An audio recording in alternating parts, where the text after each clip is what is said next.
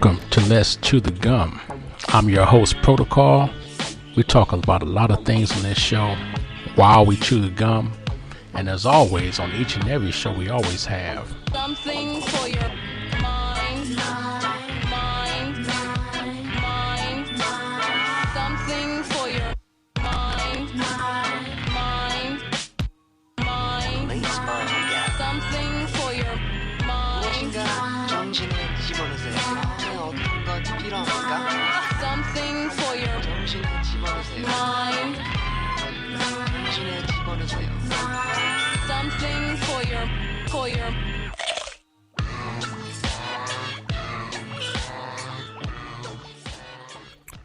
Welcome to another episode of Let's Chew the Gum, the podcast where we talk about topics that range from A to Z and everything in between.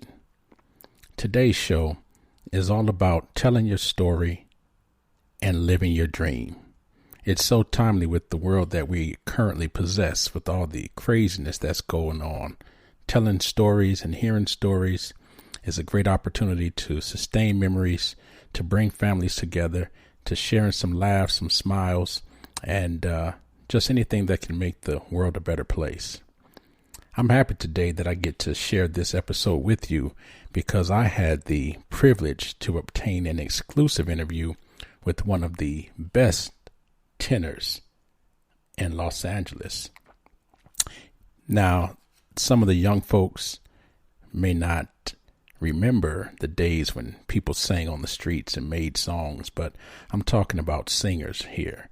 And this particular singer has been a part of some groups that some of you may remember from back in the day. The Tempos, the Sevilles, Full Force, made songs that went on to become hits and standards such as Charlena.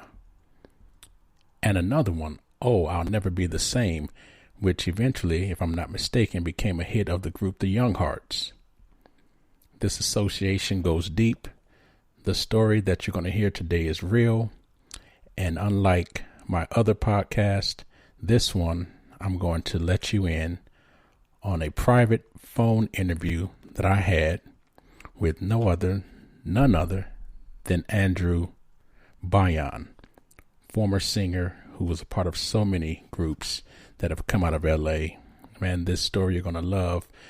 He talks about his experiences and associations and encounters with Little Richard and Stevie Wonder and Barry White. This guy knew about just about anybody and everybody out of Los Angeles. So stay tuned. We're going to bring the phone interview up in a moment, and I'm sure that you will enjoy it.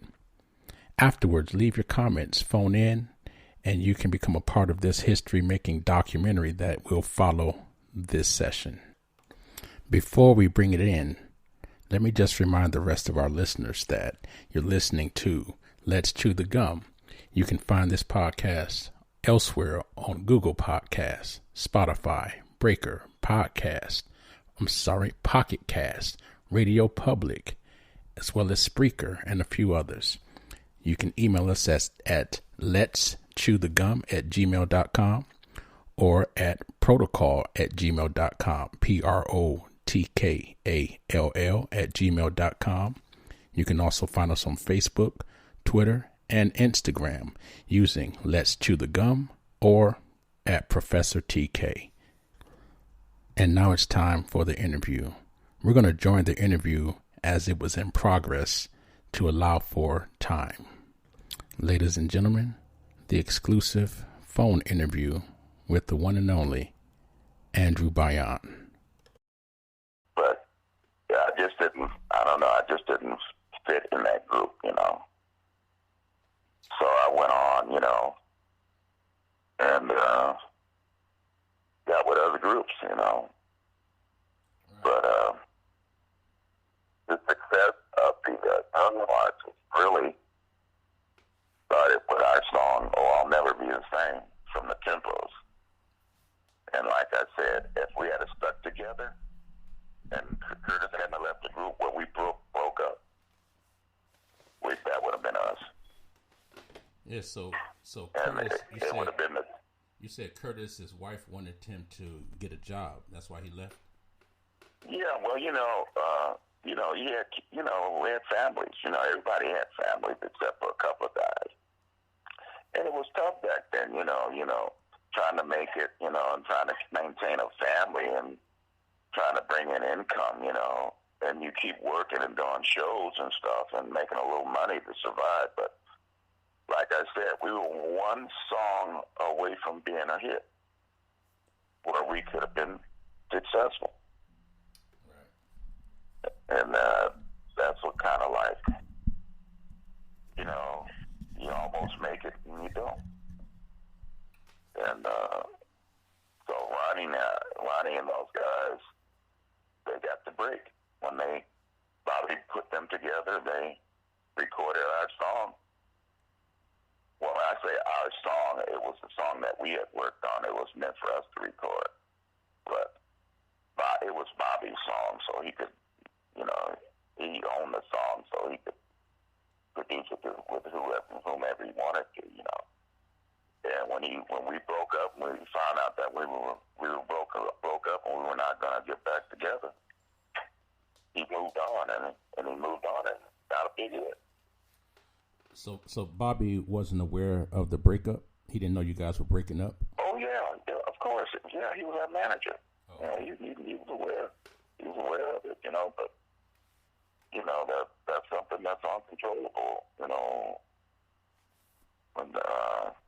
things don't work out. When you got 4 or 5 guys together, man, you got different personalities and different responsibilities and stuff. Like one of the guys in the group, Melvin, he was single, and he sung baritone in the group. He was a single guy, and then there was Don. He had a wife. Curtis had a wife. Jack had a wife, and I had a wife. And so, I guess when it's like a domino effect, man. When somebody quits in the group, you try to go on, and it just takes something away from the group, and then eventually somebody else wants to quit, and get a job, It's just like that movie, The 5 Heartbeats, man, and the Temptations. Those guys had guys in the group, man, and they kept getting disappointments, and they just said they can't do that anymore. They got to get a job, and they just don't want to do it anymore. And then they look around, and somebody else is in the group, and they're gone. And that's just exactly what happened with the Temptations and the guys that the original Temptations that left the group. And they looked around, and here comes this hit with My Girl. And then those guys were kicking themselves in the head because they had that opportunity, but they couldn't hang in there. Same thing happened with us with the Young Hearts. Young Hearts got the success off of it.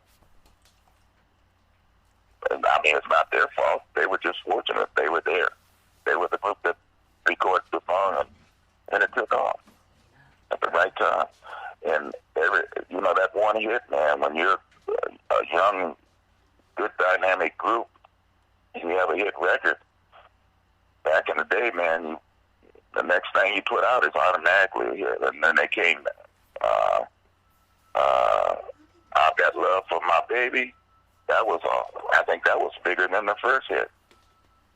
Right. So they were just successful, man, And the only reason why that group broke up is because one of the members, which was a close friend of ours, me and Betty's, was named Bobby.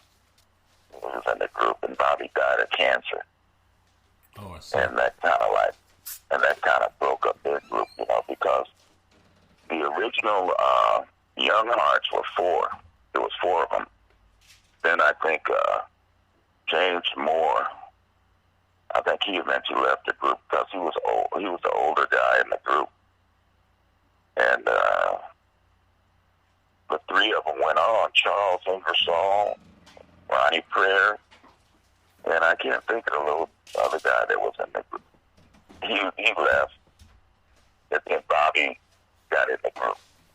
I can't think of Bobby's last name right now, but Bobby got in the group, and that, it was a big fit. They fit, the three of them, and they got with 20th century records, because they left after that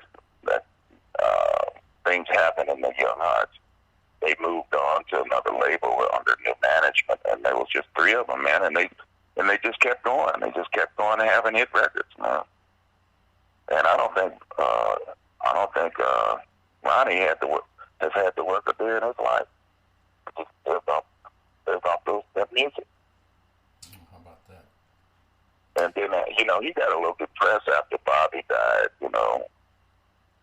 because that was like the end of the Young Hearts, really. And then later on, Charles Ingersoll, he died. And so Ronnie is the last original Young Heart. And he's still out there. He's still out there, and he's doing well. Yeah, he's the one that is performing in Vegas from time to time, right? Yeah. He's still making it off of his group at the Young Hearts. But we talk periodically, but not much, But he's surviving. Yeah, Bobby, that's the guy. Also, that where you got the pictures of yourself with Stevie Wonder and some of those other. Yeah, that was Bobby Sanders. He was our manager. Bobby, and Bobby that was in the Young Hearts. His last name was Bobby Solomon. There's Bobby Solomon and Bobby Sanders. Yeah, Bobby Sanders was our manager. Bobby Solomon was the last guy that got to join the Young Hearts when there was just three of them, and that's the one that died of cancer. Oh, I got you. Who bought Bobby Solomon in? How did he get in the group? Well, that's something I don't know because I wasn't really involved with him that much then. I was doing my own thing, and we ran into each other and found out he was in the group, and we started working with him, man. But he was an integral part of that group once they got going with the three of them, because Bobby could sing lead. He sang lead on a lot of songs. All three of them could sing lead, and they utilized that, and they were very successful, man. But like I said, things fell off after Bobby died. I think that was the end of the Young Hearts, man. The original, the real Young Hearts. Right. That kind of ended that venture, Right, I got you. So the tempos, the tempos was your first book, you said. When I got out of the service, they were kind of like waiting for me when I got out of the service, and I just fell right in, and we started touring. We started doing shows, traveling over the country before we even had a record out. Oh wow! Getting out there, getting the name for yourself, and just kind of doing what you like to do, huh? We were getting to make, touring, trying to make money, to survive, by doing shows, getting, get paid for those shows, and we survived on that for a while. Then, eventually you have to try to get a record out. We had a couple of records, which I still have copies of them, and